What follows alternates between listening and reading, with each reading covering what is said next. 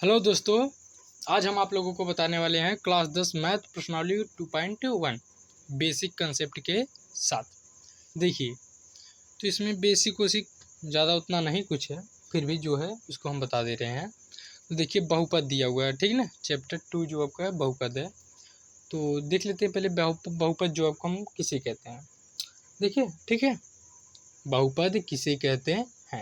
तो देखिए, जो आपका चैप्टर 2 है वह बहुपद, इसलिए हम थोड़ा सोचेंगे बता दें इसमें बेसिक कंसेप्ट, क्योंकि जो आपकी 2.1 प्रश्नावली है वो बहुत ही आसान है, एकदम ना ही के बराबर है, इसलिए हम सोचे इसमें थोड़ा बेसिक बता दें। ठीक है, तो चलिए शुरू करते हैं। बहुपद देखिए, बहुपद क्या है?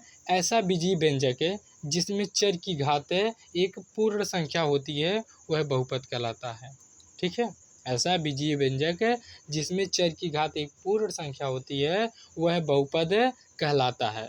जैसे देख लीजिए, हम यहाँ पर लिख भी दे रहे हैं, ठीक है, कि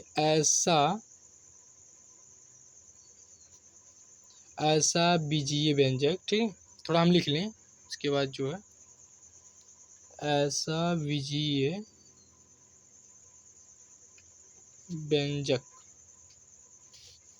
जिसमें चर की घात एक पूर्ण संख्या होती है, वह बहुपद कहलाता है। ठीक है, वह पद लाता है। देखिए, ऐसा बीजीय व्यंजक जिसमें चर की घात एक पूर्ण संख्या होती है, वह बहुपद कहलाता है। अब इसमें देखिए कि चर क्या होती है। भाई, चर क्या होता है तभी न जाएंगे। चर की घात एक पूर्ण संख्या होती है, अब हमें चर ही नहीं मालूम हो तो कैसे जानेंगे। देखिए, अब सवाल उठता है कि चर क्या होता है। ठीक है, तो देख लेते हैं चर। देखिए, चर जो आपका होता है कि जिसके मान को परिवर्तित किया जा सके उसे ही चर कहते हैं। ठीक है, जैसे लिख लीजिए कि जिसके मान को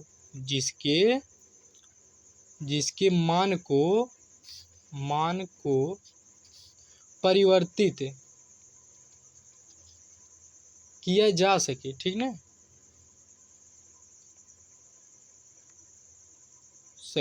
जिसके मान को परिवर्तित किया जा सके उसे हम क्या कहते हैं? चर कहते हैं। बस, जैसे मान लीजिए, जैसे आप लोग देखते होंगे एक्स वाई जेड, इसी प्रकार जो संख्या होती है, मतलब ए से लेकर जेड तक जितनी भी संख्या लिखी होती हैं, इनके मान को हम परिवर्तित कर सकते हैं। जैसे और स्पष्ट कर दें, देखिए, जिस प्रकार मान लीजिए किसी की भी ऊंचाई नहीं दी रहती है, या किसी की आयु नहीं दी रहती है, तो हम क्या मान लेते हैं कि माना इसकी ऊंचाई या फिर जो भी मान लेते हैं, एच मान लेते हैं, एक्स मान लेते हैं, तो उस तरह जो मान कर हम उसके मान को क्या कर देते हैं? परिवर्तित कर देते हैं। पहले मानते हैं एक्स, फिर बाद में कुछ और संख्या आ जाती है, तो ही बात है। अब देखते हैं अचर क्या होता है। ठीक ना, चर देख लें तो फिर अचर भी देख लें भाई। देखिए, अचर जो आपका होता है, ठीक है, अचर देखिए, जो आपका अचर होता है तो जिसके मान को, ठीक है, अचर क्या है कि जिसके मान को परिवर्तित ना किया जा सके। क्या? जिसके मान को परिवर्तित ना किया जा सके, जिसके मान को परिवर्तित, ठीक है, परिवर्तित ना किया जा सके,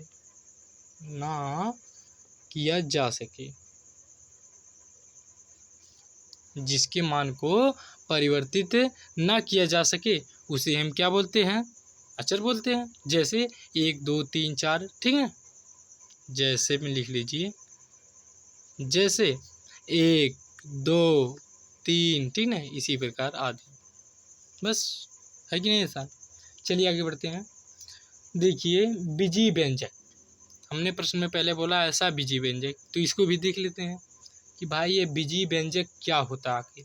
ठीक है, बीजीय व्यंजक क्या होता आखिर। तो चलिए देखिए, बीजीय व्यंजक ठीक है, बीजीय व्यंजक। अब देखिए बीजीय व्यंजक क्या होता है, ठीक है। बीजीय व्यंजक देख लेते हैं कि ऐसा समीकरण जिसमें अंकों के साथ अक्षरों का भी प्रयोग किया जाता है उसे हम बीजीय व्यंजक कहते हैं, ठीक है। कि ऐसा समीकरण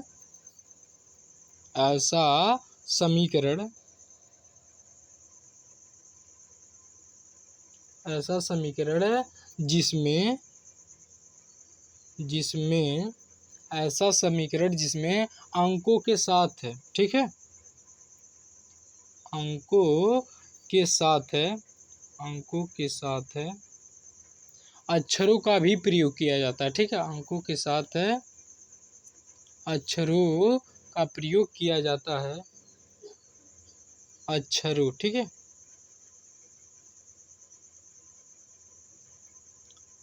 किया जाता है, उसे हम क्या कहते हैं, बीजीय व्यंजक कहते हैं, ठीक है। ऐसा समीकरण जिसमें अंकों के साथ अक्षरों का प्रयोग किया जाता है उसे बीजीय व्यंजक कहते हैं। जैसे मान लीजिए भाई, जैसे नहीं होगा तो कैसे स्पष्ट होगा। तो देखिए जैसे कि आप लोग देखे होंगे कि समीकरण लिखा होता है 2x+3 या 2x या कह लीजिए 2x², ठीक है, +3x+5 इस प्रकार नहीं दिखते हैं समीकरण आपको लिखा होता है। तो वही देख लीजिए कि ऐसा समीकरण जिसमें अंकों के साथ अक्षरों का प्रयोग होता है। देखिए अंक भी है इसमें, अक्षर भी आपका लिखा हुआ है, XYZ ABCD इस प्रकार नहीं लिखा होता। तो यही जो आपका होता है बीजीय व्यंजक कहलाता है। बस अब आगे देख लीजिए, आगे जो आपका है बहुपद की घात बता देते हैं, ठीक है। थोड़ा सा बता देते हैं कि आखिर बहुपद क्या होता है, बहुपद की घात क्या होती है। तो बहुपद हम बता ही चुके हैं, बहुपद की घात भी देख लेते हैं, ठीक है। बहुपद की घात, देखिए बहुपद की घात क्या होती है। तो किसी बीजीय व्यंजक में, ठीक है, किसी बीजीय व्यंजक में जो चर की सबसे बड़ी घात होती है उसे ही बहुपद की घात कहते हैं। समझ में आया। किसी बीजीय व्यंजक में जो चर की सबसे बड़ी घात होती है उसे बहुपद की घात कहते हैं। देख लीजिए,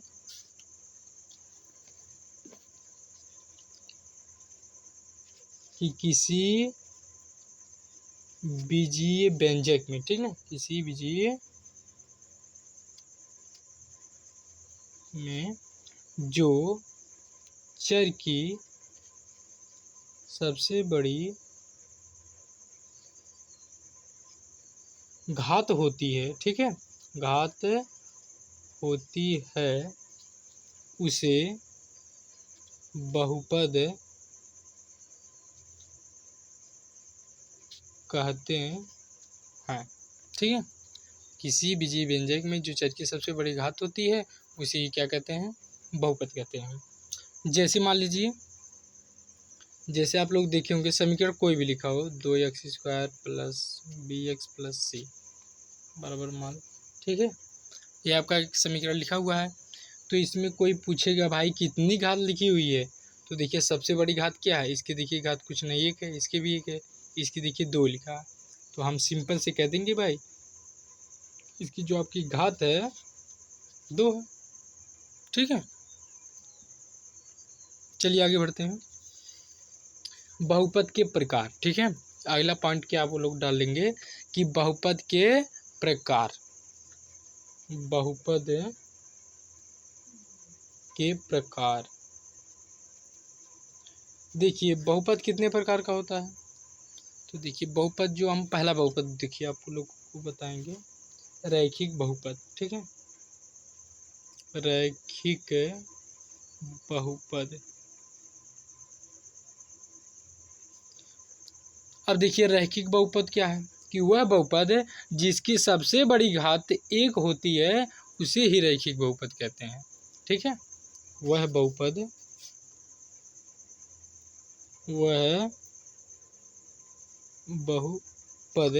जिसकी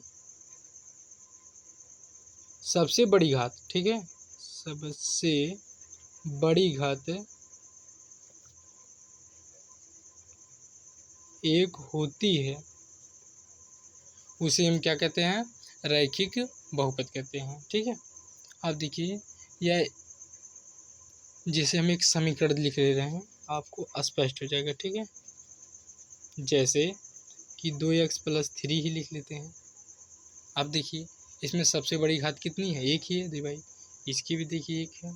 ठीक है, अब देखिए तो हम लिख सकते हैं यहाँ पर घात कितनी है, एक है बस। अब चलिए आगे बढ़ते हैं, द्विघात बहुपद। अगला क्या है आपका, दो घात बहुपद। देख लीजिए यह क्या होता है,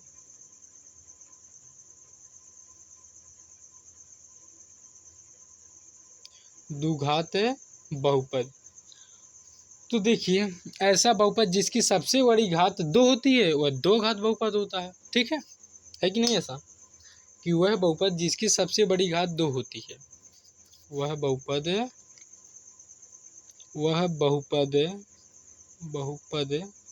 जिसकी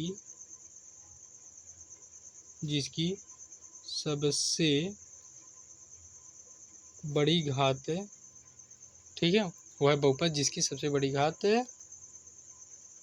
2 होती है उसे ही हम द्विघात बहुपद कहते हैं। ठीक है, देख लीजिए जैसे मान लीजिए यही समीकरण लिख लेते हैं, ax² + bx + c। अब इसमें बताइए सबसे बड़ी घात कितनी है, तो भाई हम कह सकते हैं 2 ही सबसे बड़ी घात है, तो इसलिए क्या हो जाएगा, द्विघात बहुपद हो जाएगा। अगला पॉइंट एक और पॉइंट डाल लीजिए, त्रिघात बहुपद। तो इसी प्रकार ये भी आप देख लीजिए कि त्रिघात बहुपद क्या होता है कि नहीं, त्रिघात बहुपद। देखिए त्रिघात जो आपको बहुपद होता है कि ऐसा बहुपद जिसकी सबसे बड़ी घात 3 होती है वह आपका त्रिघात बहुपद होता है। देखिए ऐसा बहुपद जिसकी, ठीक है, जिसकी सबसे बड़ी, ठीक है, सबसे बड़ी घात 3 होती है,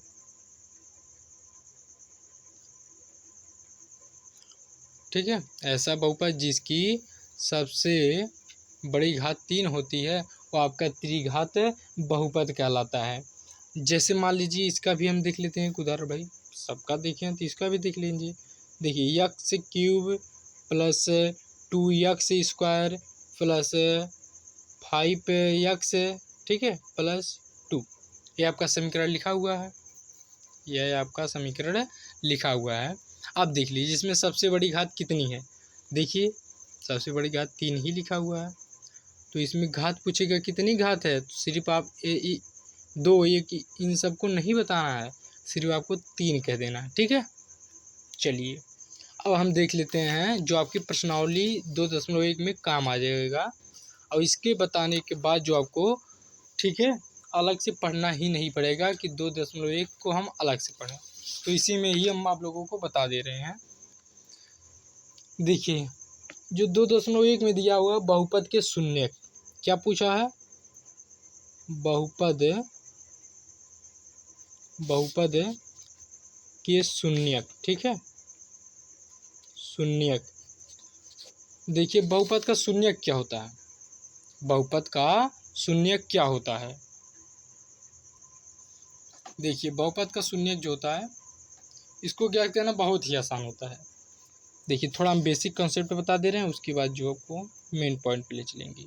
देखिए यह मान लीजिए आपका जो है क्या है, चतुर्थांश है कि नहीं, यहाँ पर आपका x अक्ष होता है, ठीक है, यहाँ पर y अक्ष होता है, सॉरी यहाँ पर आपका जो होता है x डैश होता है, यहाँ y होता है और यहाँ y डैश होता है। ठीक है, ध्यान समझना, आगे भी यह आपको काम देगा। यह आपका चतुर्थांश होता है, यहाँ x अक्ष होता है, यहाँ x डैश अक्ष होता है, ऊपर जो y होता है नीचे y डैश होता है, इसको हम भुज भी बोलते हैं। ठीक है, आपको यह बार बार काम देगा। x अक्ष को क्या बोलते हैं, भुज बोलते हैं, y अक्ष को क्या बोलते हैं, कोटि बोलते हैं। ठीक है, कोटि। अब देखिए इस बिंदु को हम 0 दिखाते हैं, इसको हम मूल बिंदु भी कहते हैं। क्या कहते हैं? मूल बिंदु, मूल बिंदु। ठीक है, इसको मूल बिंदु भी कहते हैं। अब देखिए इसके चिन्ह की बात कर लेते हैं। देखिए इसमें चिन्ह भी होता है। यह पहला जो चतुर्थांश होता है इसका चिन्ह प्लस प्लस होता है। ठीक है, इसके विपरीत इस साइड जो होता है इसका माइनस माइनस चिन्ह होता है। हम कैसे जानें कि कोई प्लस होता है या माइनस होता है? देखिए यह सच प्लस होता है। अब देखिए प्लस प्लस होता है, यहाँ जो आपका होता है माइनस होता है, फिर उसके बाद आपका प्लस होता है, या यहाँ जो होता है चौथे चतुर्थांश में ये आपका प्लस माइनस होता है। ठीक है, अब देखिए कुछ और जान लीजिए कि इसे प्रथम चतुर्थांश कहते हैं, इसको द्वितीय चतुर्थांश कहते हैं, इसको तृतीय चतुर्थांश कहते हैं, इसके चतुर्थ चतुर्थांश कहते हैं। ठीक है, यह बात आपको स्पष्ट हो गई कि प्रथम चतुर्थांश, द्वितीय चतुर्थांश, तृतीय चतुर्थांश, चतुर्थ चतुर्थांश। अब देखिए अगली जो आपकी पॉइंट है, देखिए चिन्ह आप लोगों को समझ में आ गया? चिन्ह को भी समझा दें, छोड़ी जा दीजिए, अगली वीडियो में बताएंगे जब चैप्टर 3 में भी काम लगेगा, उसमें हम और भी बता देंगे। फिलहाल यहाँ पर रहने दीजिए। देखिए अब हम बात कर लेते हैं शून्य को की। तो देखो शून्य किस प्रकार ज्ञात करने हैं? तो चतुर्थांश होता है, इसमें आपकी कोई जो मान लीजिए रेखा इस प्रकार मान लीजिए गुजर गई। ठीक है, कोई रेखा जो आपकी है इस प्रकार गुजर गई, कोई भी रेखा दी हुई है आपको एक ही बार इस प्रकार गुजर गई, तो हम कह देंगे इसका आप शून्यक बताइए। क्या करिए? शून्यक बताइए।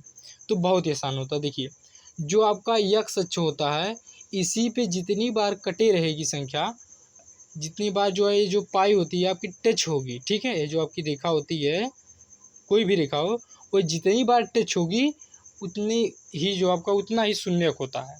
ठीक है, यह रेखा जितनी बार एक्स अक्ष पे, सिर्फ एक्स अक्ष पे, यह आपको ख्याल रहना है कि सिर्फ एक्स अक्ष पे जितनी बार संख्या टच रहेगी, ये जो पाई है उतना ही आपका शून्यक होगा। तो पहले में देखिए 1 2, 2 बार टच है तो 2 शून्यक है। ठीक है, लिख देंगे 2 शून्यक है। इसमें देखिए तो यह सच आपका यही होता है। इसमें देखिए एक ही बार टच है तो इसमें लिख देंगे 1 शून्यक है कि नहीं आसान? इसमें देखिए इसमें आपका एक बार ही टच हुआ है तो इसमें भी आपका 1 शून्यक है। ठीक है, बस इसी प्रकार कोई भी रहे, कितनी भी बार क्यों रह रहे हैं इसका बता दे रहे हैं।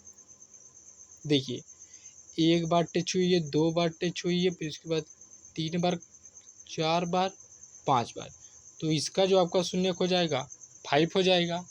ठीक नहीं? वाई एच पे हम नहीं लेंगे, चाहे जितनी बार रहे। ठीक है, चाहे अगर मान लीजिए इसी प्रकार रहे तो हम क्या करेंगे?